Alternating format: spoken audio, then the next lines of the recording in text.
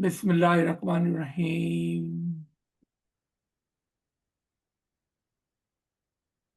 या मौलाए मेहरबान, या मौलाए मेहरबान, या मौलाए मेहरबान, मदद फरमा। या मौलाए मेहरबान, मदद फरमा, मदद फरमा। या मौलाए मेहरबान, मदद फरमा, मदद फरमा। या रहमान, या रहीम, या रहमान, या रहीम, या रहमान, या रहीम, या रहमान, या रहीम। नूर मौलाना शाह रहीम अल हुसैनी हाजिर इमाम, तौफीक, ताहीद, हिम्मत व यारी मौला, तौफीक, ताहीद, हिम्मत व यारी मौला। या मौलाए मेहरबान, मदद फरमा, मदद फरमा मौला। अपने नूर की रोशनी में हम गरीबों की मदद फरमा मौला। तेरे ही नूर के साये में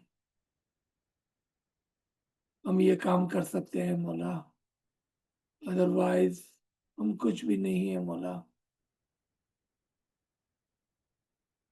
या मौलाए मेहरबान, मदद फरमा, मदद फरमा मौला। तमाम साथियों को या अली मदद, and thank you for joining us. As always, we like to bring a new subject, new in the name, otherwise the oldest subject in the world.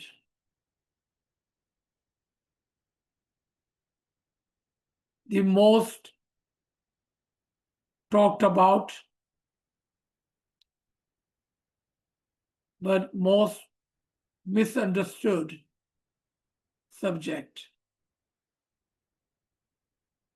Those of you who love storytelling and those who like to learn from the Quranic history and stories and events, a story which we have been listening since birth, and a story which has been told for generations, for thousands of years.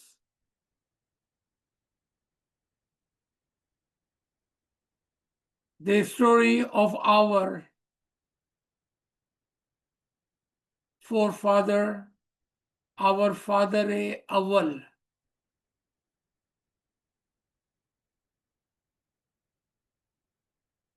the father of the humanity, the first man, where everything begins. Even though Adam is the symbol of the first man, but Adam is also the symbol of the first and first ever.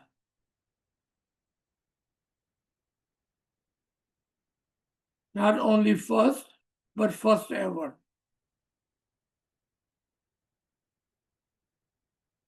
The way the story has been told, fathers to children and then children to their children for thousands of years,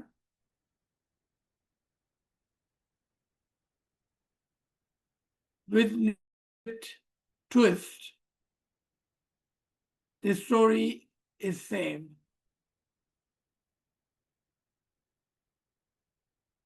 The question comes for the wise.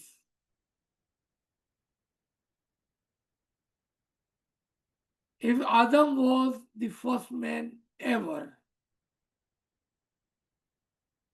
then what was on this earth, on this planet, or on this universe?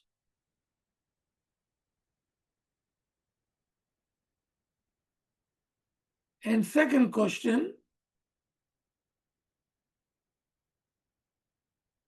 why did it take Allah subhanahu wa ta'ala such a long time to think of creating this world and then Adam within? What was before him?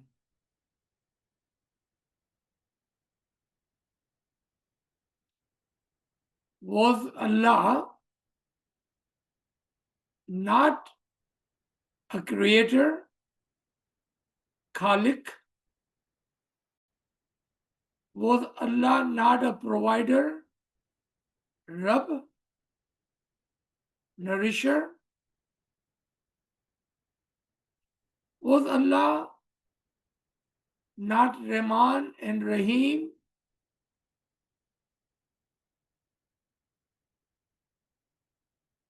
Was Allah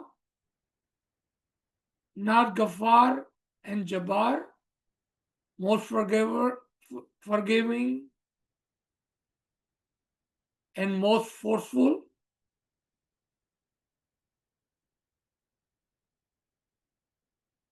And all the other attributions of Allah which are related to the humanity, except one, that he was subhanahu wa ta'ala.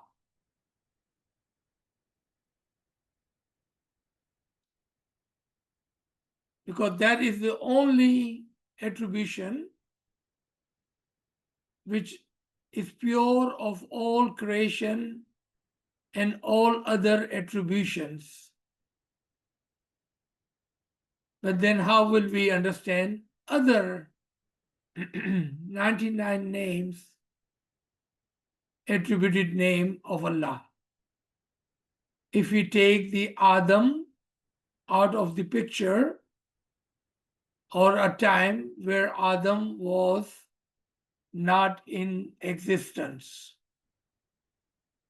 and there was no humanity, how do we understand that?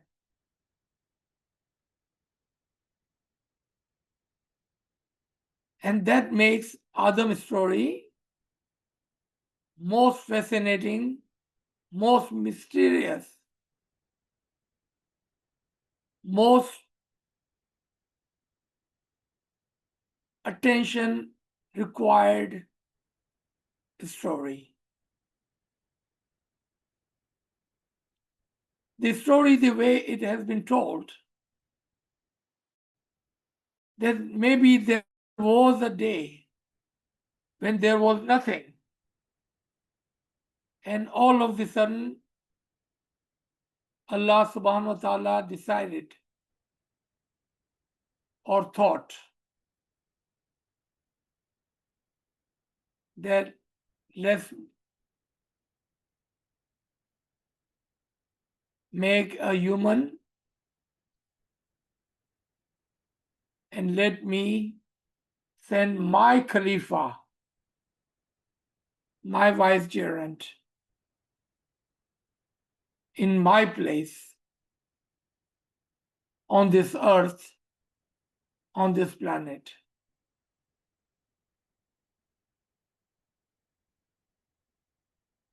And this is how the story has been told And this is how this story begins.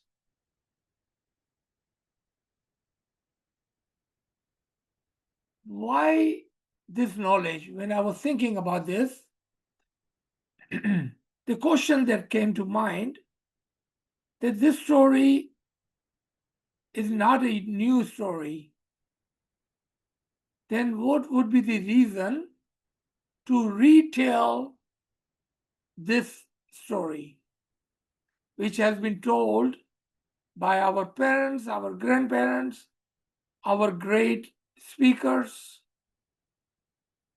again and again?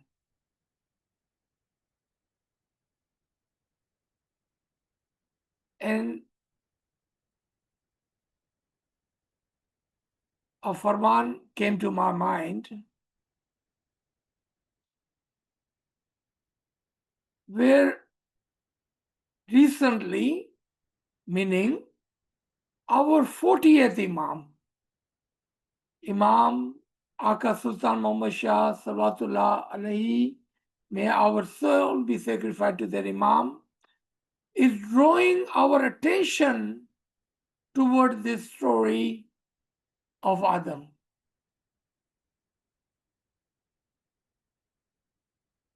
If this story has been told many times, then there was no reason for him to draw our attention toward this event of the creation.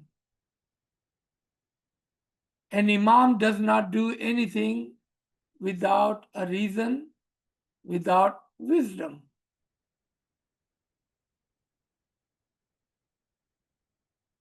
And he is asking us a question in that story, in that farman.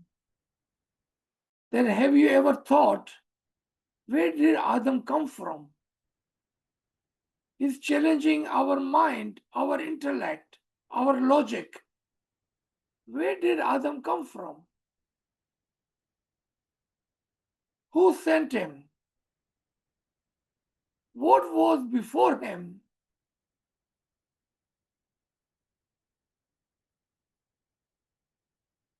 This farman tells us that this story requires a second thought, once again requires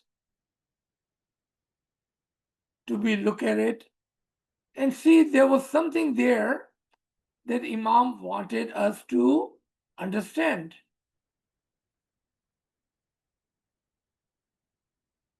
And then again, the same Imam talks about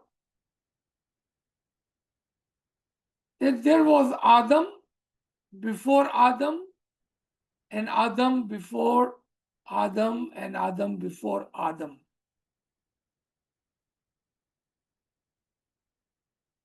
Does that mean that when we say Adam, we are not talking about one Adam, but multiple Adam?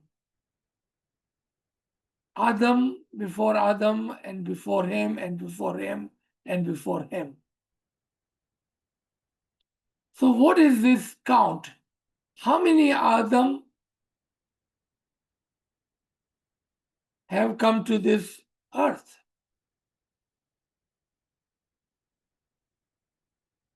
And did this story of creation, did Allah prepare Adam with his two hands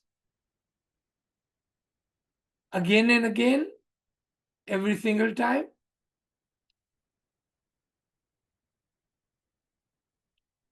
Who does that? So there are two things that comes to mind. If someone was creating something, and so when does someone creates and recreates? I can think of two reasons that Allah would create and recreate Adam.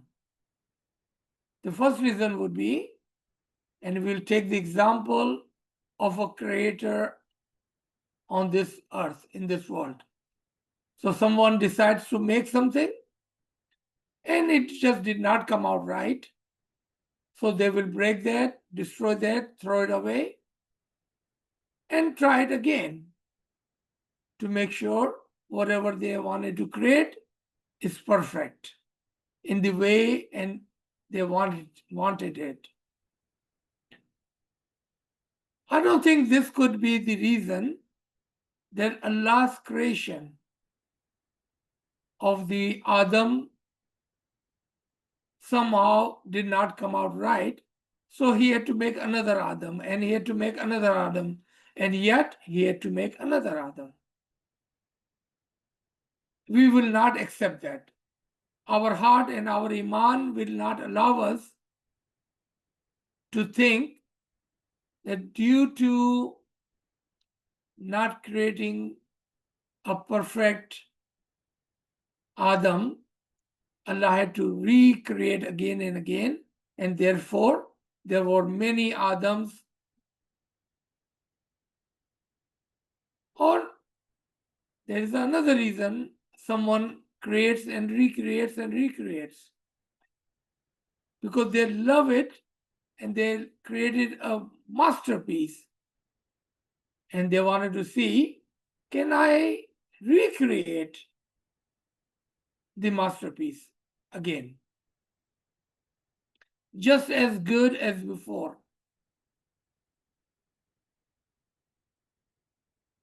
And that thought that Allah said, I have created a masterpiece and let me see if I can recreate again, also would not be acceptable to a mu'min.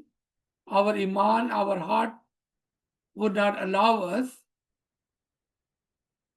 That Allah thought, maybe I may not be able to recreate as the Adam, a perfect man.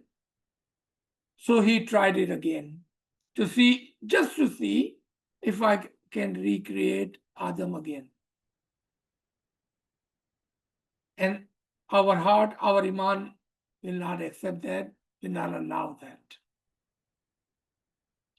So what would be the reason for having multiple Adam? If in fact there were multiple Adams,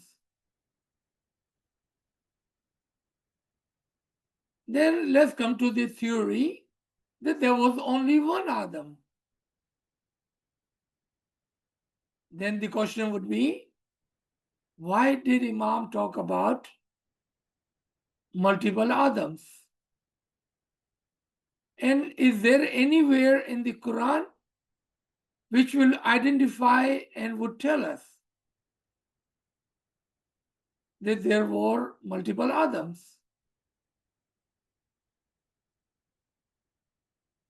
So many thought comes to mind when we think about this subject.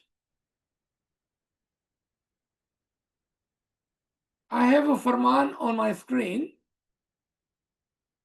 where Imam talks about the beauty and reason and the need for the knowledge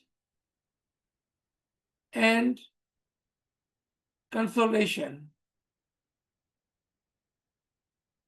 How do we, amongst ourselves, amongst this group of friends, can share knowledge, the knowledge that you may have, I can learn, or the knowledge, if any, I have, you can learn from me.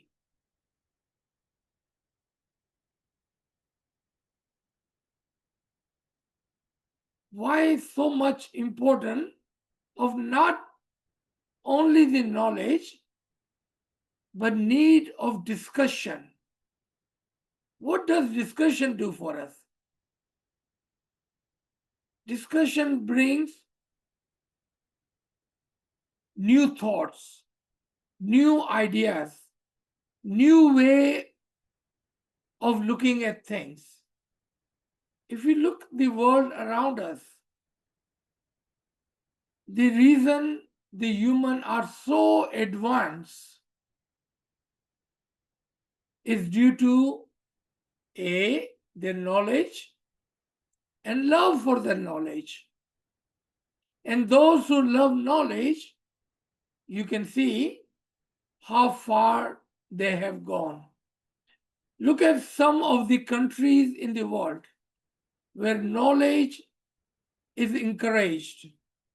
And then look at those countries where knowledge is discouraged. And you will instantly will be able to tell a difference between one country to the other. The country with the knowledge, they are much more prosper, much more advanced, and where constellation, discussion, free speech, helping each other, talk, conversation is encouraged. They are much more friendlier people, nations, much more free people and nation, where the free speech is praised, not encouraged, or free speech is taken away, where knowledge and discussion is not encouraged, then those nations or groups, an example, in some of the religion of the world, where your thoughts, your intellect, your logic, your opinion does not matter. You have no free will to ask question when a question arises. And if you say something, then a fatwa, a decree is issued against you, and you are called kafir, disbeliever, and other things, other names. Versus those tariqas where discussion, questions are encouraged, where free discussion is the norm, intellect and logic is encouraged, free thoughts are welcomed, and knowledge is the way to go.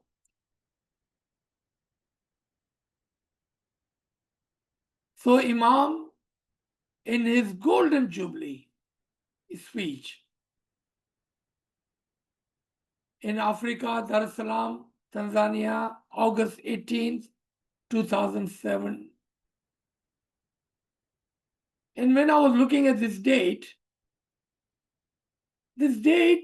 reminded me of something much, much older that happened on August 17, 1885. That would be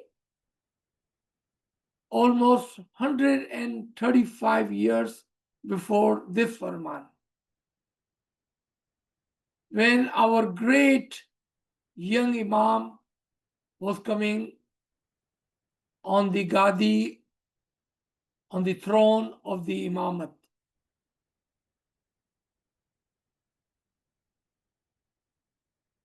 Almost to the date on 17th August 1885. and how he brought our attention to something of the future, something of a great event. And inshallah, if we need, we will bring that Furman as well.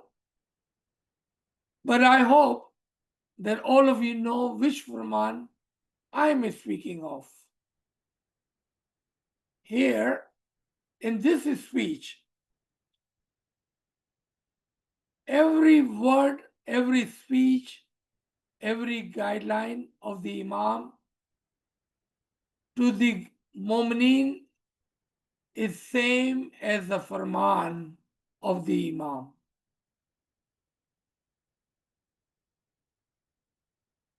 Mullah says, the great chapters of Islamic history, after all, demonstrate how people of the common faith, common belief, spread widely throughout the world, have flourished when they embrace and advance a cosmopolitan society of knowledge. As the 49th Imam of the Shah Ismaili Muslim, I often look back to the words of fourth Caliph, who was also the first Imam of the Shia Muslims, Hazrat Ali ibn Talib. Listen to Hazrat Ali's word. And then, quote, no honor is like knowledge. No belief is like modesty and patience.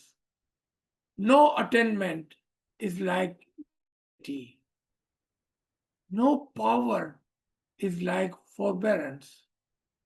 And no support is more reliable than consolation. Consultation.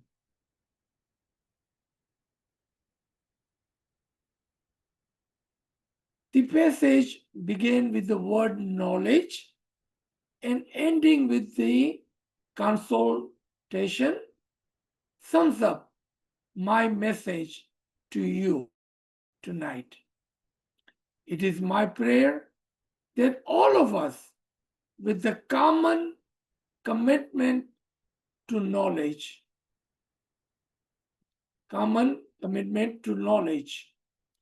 and in a continuous spirit of consultation, can go forward together to meet our great challenges. Imam indeed was correct in his thought that this sums up that how nations, groups, Jamaat can come together when there is a mutual respect and understanding, and the discussion with a great knowledge. And when there is a great group of friends of great understanding with the same goal, yearning for the knowledge and learning something of the new and even something of the old. When we come together, then all of this is possible because there is no greater honor like knowledge. It is the knowledge of the history that we can learn from. It is the knowledge and the understanding of the events in the near or far past that we can learn from, which can guide us. How do we know? Why do we have to go back? Look at Imam himself. He's going back 1400 years to remind us of a great saying of Mullah Ali. And Imam, throughout his imamat, again and again have told us and encouraged us to learn from the history. Good thing about learning from the history, that you do not repeat the same mistake the others have made in one time or the other. Or if there was an event in the past which was above our comprehension, then learning from the history will also help us come to a junction where we will fully understand an event. May it be an event of Adam or the Khatam or others in between, or moving forward in the history of the Imams, or history of the humanity, history of this earth,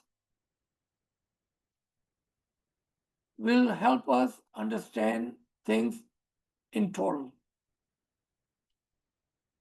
Adam, the new beginning.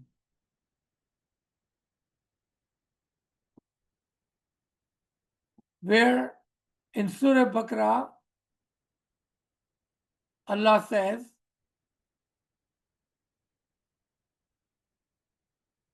to the angels, I am going to place a khalifa in the earth.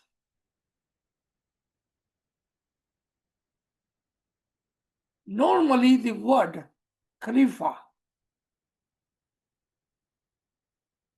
means a successor.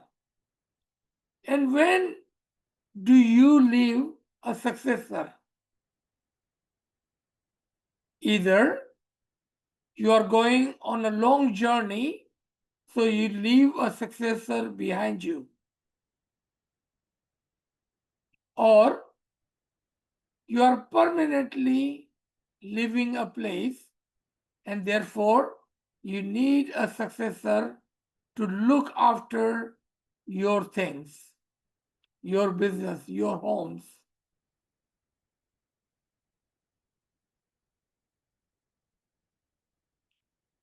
Khalifa also means vicegerent.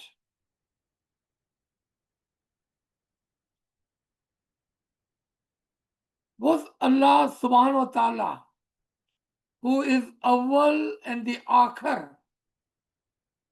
who is Al-Hayyul Qayyum, always living and always present, then why did he need a vicegerent in his place? If he was not going anywhere, then why did you need that? Or a representative on the earth.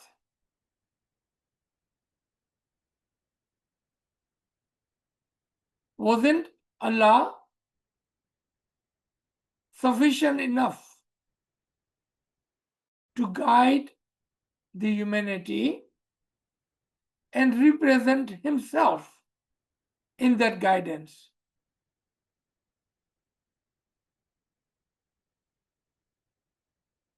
When do you need a representative?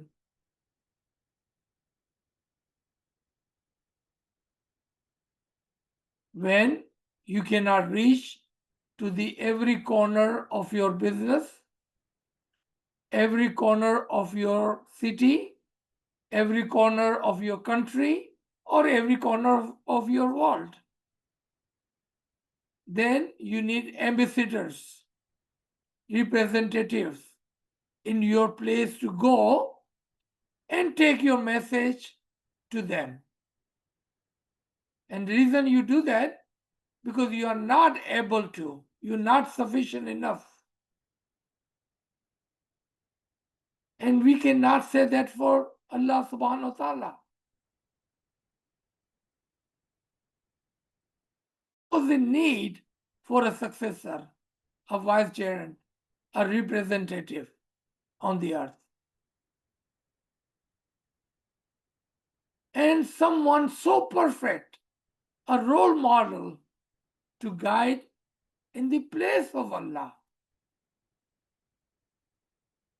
with the same godly attributes as him, and with his kulli, total recognition, marifat.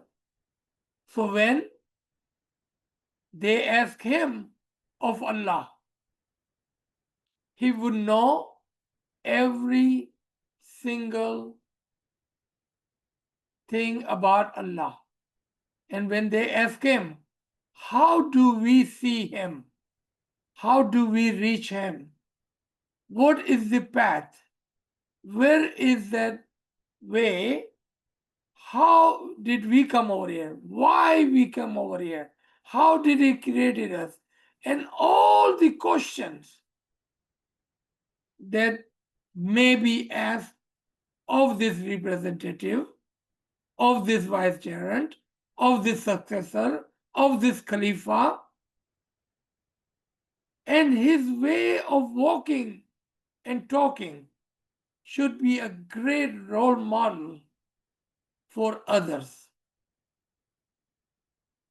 Such a guide with such an attribution and such a marifat that he would be sufficient in the place of Allah. In other words, a perfect copy manifestation with a perfect marifat, with a complete nur, complete guidance of Allah. Maybe there is a reason Allah took his time and created Adam with his own two hands and did not send him until he perfected him in his own image. In his own image.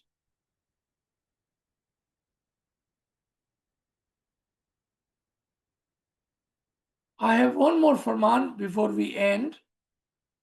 And remember, this is just the beginning. This is a course. And if you love to learn, you will truly will enjoy this series of lectures. Why are we here? That's the question that you should ask you and me. Hold me accountable. Ask me, who have given me permission, and what is the reason that we do this again and again and bring many different subjects? And why are we doing this for years upon years? Don't we have anything better to do? Don't we have our own families, our own businesses, our own homes, our own children? What motivates us? Is there a farman for us to do this. Absolutely, we do not do anything without the Amre Khudawandi, the Farman of the Imam. Imam Aka Sultan Muhammad Shah, Salawatullah Alayhi, may our soul be sacrificed to their Imam, says in this Farman of April 4, 1900, 125 years ago. It is necessary for all of you to share matters of the faith, deen, with one another. It is necessary for all of you to share matters of the faith with each another. If you do not share, it will be a sin. That is my answer.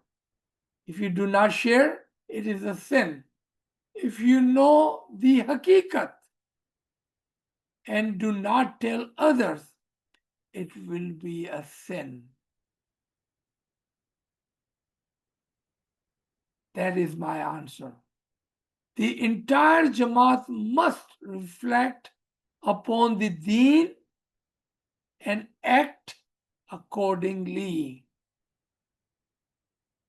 If we do not know, how will we reflect? Think, for what purpose has God created you?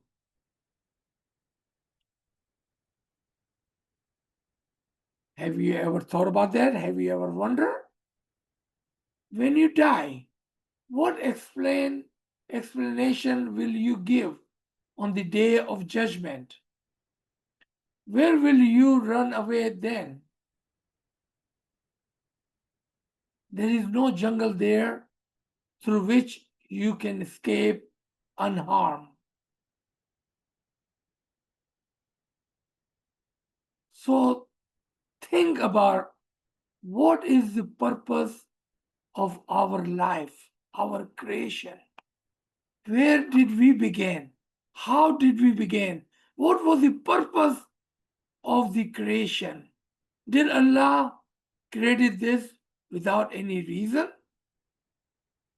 Or was there a reason for the Adam, the humanity, the you and me?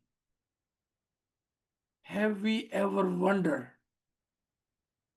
what is the purpose? So if you know the purpose, then Mullah says, discuss with each other. Share this ilm with each other. If you know the hakikat, then tell others. Otherwise, you will be sinful. And then Mullah says, I do not want any of my murid to die sinful. That is the Amr. That is the Farman. That is the reason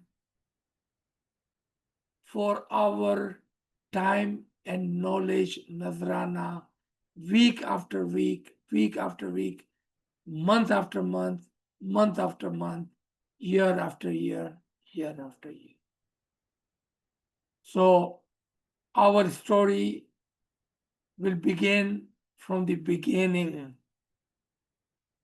Inshallah,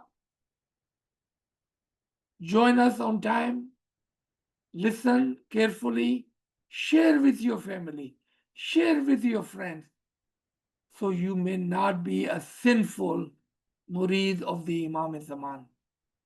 Because now you know the truth, share with others. And that is the Amr Ilahi, Farman of the Imam. So let me stop here. Allahumma salli ala Muhammadin wa ali Muhammad.